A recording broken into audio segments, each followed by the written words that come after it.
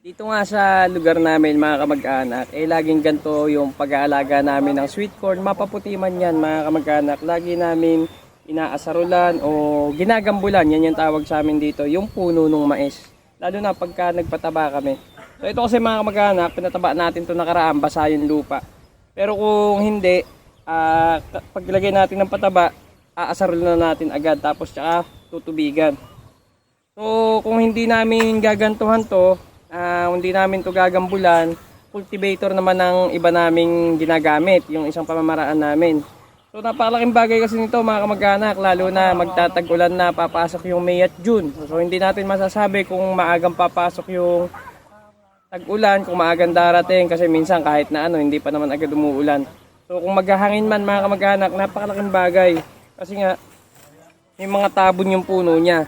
So paglagay natin ng pangalawang pataba mga kamag-anak, kakahigi na rin to, so magiging dalawa na yung tabon niya rito. Tapos dito pa tayo nakatanim mga kamag-anak sa lunas. Kaya yung tatag ng mais natin talagang matatag sa hangin.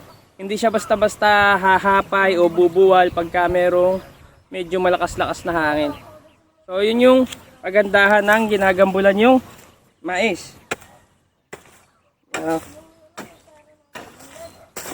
Tsaka ito nga, makikita nyo, ayan o, yung daan tubig. Maganda. Yan, gumiginhawa siya patubigan pagka nakaganto.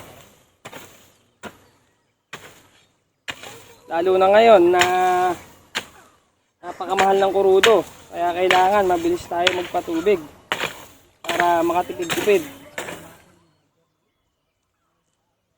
So, pwede naman mga kamag-anak, itagpos muna itong kalahati, ibalikan yung kalahati. Kahit ano naman pwede. Ano trip nyo, hindi naman tatanggi yan.